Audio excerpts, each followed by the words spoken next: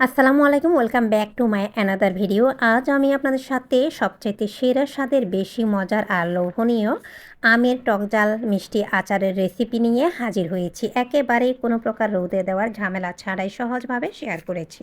এই জন্যে আমি এই পরিমাণ আম নিয়েছি, 2.5 থেকে 3 কেজির মতো কাঁচা আম নিয়েছি। আমের খোসা আমি কিছুটা রাখবো আর কিছুটা ছাড়িয়ে নেব। আপনারা চাইলে সম্পূর্ণ খোসাটা রেখেও দিতে পারেন, আবার চাইলে সম্পূর্ণ খোসাটা ছাড়িয়ে ফেলে দিতে পারেন। এক একটা আম 5 থেকে 6 টুকরা বা এর থেকে কম আম অনুযায়ী সাইজ করে নিয়েছি। এই যে দেখতে পাচ্ছেন সমস্ত আম আমি ভালোভাবে কেটে ধুয়ে সমস্ত আম একটি বড় থালিতে আমি চুলার নিচে ছড়িয়ে দিয়েছি। যতক্ষণ আমি রান্না করেছি ঠিক ততক্ষণ এরই মাঝে কিন্তু এর অতিরিক্ত পানিটাও যেমন শুকিয়ে গিয়েছে। আর আপনারা চাইলে যদি চুলার নিচে না দিতে চান সেক্ষেত্রে ছড়ানো পরিষ্কার ওড়নাতে আপনারা ফ্যানের নিচে যদি ছড়িয়ে দেন সেক্ষেত্রে এর অতিরিক্ত পানিটা শুকিয়ে যাবে। এইবার আমরা একটা মশলা তৈরি করে নিচ্ছি। এজন্য গরম কড়াইতে আমি 2 টেবিল চামচ পরিমাণ আস্ত ধনিয়া দিয়ে 10 সেকেন্ডের মতো প্রথমে ভেজে নিচ্ছি। এরপরে যেই মশলা খুবই মিহি সেটা আমি একটু পরপর দিয়ে চুলার জালটা একটু কমিয়ে তারপর ভাজবো, তা না হলে ধনিয়াটা কাঁচা থেকে যাবে, অন্যান্য মশলা হয়ে যাবে। 1 টিস্পুন পরিমাণ মিষ্টি মরি আর একটু স্পুন পরিমাণ দিয়ে দিলাম মেথি আর 1 টুকরা দিয়ে দিলাম দারচিনি, 1 টেবিল চামচ পরিমাণ জিরা, সাথে এই পরিমাণ শুকনা মরিচ দিয়ে ভালোভাবে টেলে নিচ্ছি। এই সমস্ত মশলা আমি অফ স্ক্রিনে ব্লেন্ডারে গুঁড়া করে নেব। যাদের কাছে ব্লেন্ডার নেই তারা চাইলে শিলপাটায় এই কাজটা করে নিতে পারেন। আমাদের এরই মাঝে মশলাটা ভাজা হয়ে গিয়েছে। আমি পরিমাণে মশলাটা একটু বেশি নিয়েছি। সেম কড়াইতে আমি দিয়ে দিচ্ছি এইবার 120 গ্রামের মতো সরিষার তেল দিয়ে এর মাঝে আমি 2 টেবিল চামচ পরিমাণ দিয়ে দিচ্ছি রসুন পেস্ট। এই রসুন পেস্টটা আমার ছিল ডিপ ফ্রিজে, তাই আমি ততক্ষণ এটা কষিয়ে নিব যতক্ষণ এর অতিরিক্ত পানিটা শুকিয়ে না যায়। আপনারা চাইলে রসুনটা থেতু করে দিতে পারেন। এরপর আমটা দিয়ে দিলাম আর 1 টেবিল চামচ পরিমাণ এর কালারটা সুন্দর আর দ্বিগুণ হওয়ার জন্য দিয়ে দিলাম গুঁড়া মরিচ আর 1 টিস্পুন পরিমাণ হলুদের গুঁড়া আর দিয়ে দিলাম 1 টেবিল চামচ পরিমাণ 5 ফোড়ন ভাজা।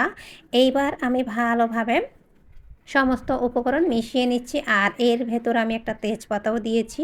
আমার মনে হচ্ছে এই তেজপাতার বিষয়টা উল্লেখ করতে আমি ভুলে গিয়েছি। সমস্ত মশলা সরিষার তেল আমের সাথে মাখিয়ে এইবার আমি ঢাকনা দিয়ে প্রথমে 4 থেকে 5 মিনিট মিডিয়াম হাই হিটে রান্না করব। এরপরে আমি আবারও রান্না করব 4 থেকে 5 মিনিট হাই হিটে। সম্পূর্ণ হাই হিটে রান্না করার পরে মোটামুটি আমটা যখন সফট হয়ে এসেছে তখন এর মাঝে আমি আবারও উল্টে পাল্টে দিচ্ছি। সরিষার তেলটা আমি একেবারে না দিয়ে 2 বার সরিষার তেল দিচ্ছি। সরিষার তেলটা কিন্তু আমার সাথে কষানোর সময় দিলে সেক্ষেত্রে দেখা যায় পরবর্তী সময়ে কিন্তু সরিষার তেলটা ভেসে ওঠে না। এইবার আমি এর মাঝে দিয়ে দিচ্ছি 1 কাপে 4 ভাগের 3 ভাগ 180 গ্রামের মতো চিনি। চিনির পরিমাণটা বা ঝালের পরিমাণটা বা যদি বেশি হয় সেক্ষেত্রে কিন্তু এটা টক মিষ্টি ঝাল যে আচার সেটা হবে না। এই তো স্বাদ মতো দিয়ে দিলাম আমি লবণ দিয়ে ভালোভাবে মিশিয়ে নিচ্ছি।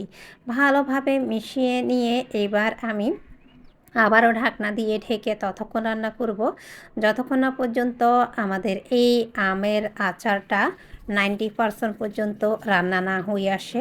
যখন চিনিটা গলে যাবে আর আমটাও 90% পর্যন্ত রান্না হয়ে যাবে তখন আবারও আমি এর মাঝে দিয়ে দিচ্ছি বিডি হোয়াইট ভিনেগার।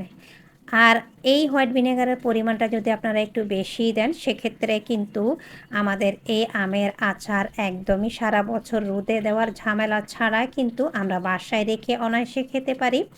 আর এর মাঝে দিয়ে দিচ্ছি আমি ভিনেগার দেওয়ার পরে যে মশলাটা আগে ভেজে রেখেছি সেখান থেকে অর্ধেকটা আর হাফ কাপের চাইতে একটু বেশি 1 কাপে 4 ভাগের 3 ভাগ দিয়েছি আমি হোয়াইট ভিনেগার দিয়ে। এইবার আমরা সম্পূর্ণ রান্নাটা একদমই ডান করব।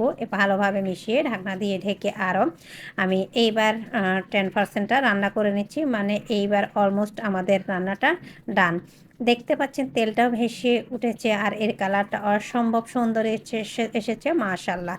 এইবার আমি ভালোভাবে আরেকটু মিশিয়ে চুলার জালটা একদমই বন্ধ করে দেব। কখনও আপনারা অ্যালুমিনিয়ামের হাঁড়িতে বা কড়াইতে 5 থেকে 7 ঘন্টা বা ওভারনাইট পর্যন্ত তেঁতুলের আচার আমের আচার কখনোই রাখবেন না। এতে করে কিন্তু আমের আচার বা তেঁতুলের আচারটা তেতো হয়ে যাবে। মোটামুটি হালকা ঠান্ডা হওয়ার পরে এটা আমি চেঞ্জ করে নিয়েছি। অফিস কিনে আরও প্রায় আমি 150 গ্রামের মতো সরিষার তেল ভালোভাবে গরম করে এর উপরে দিয়ে দিলাম। এইভাবে আমি তেলটা সবসময় আচারে দিয়ে থাকি, এতে করে তেলটা উপরে ভাসে, দেখতে ভালো লাগে। আর কষানোর সময় একেবারে তেলটা দিয়ে দিলে সেক্ষেত্রে তেলটা কিন্তু পরবর্তীতে আমের ভেতর গায়ে গায়ে লেগে যায়।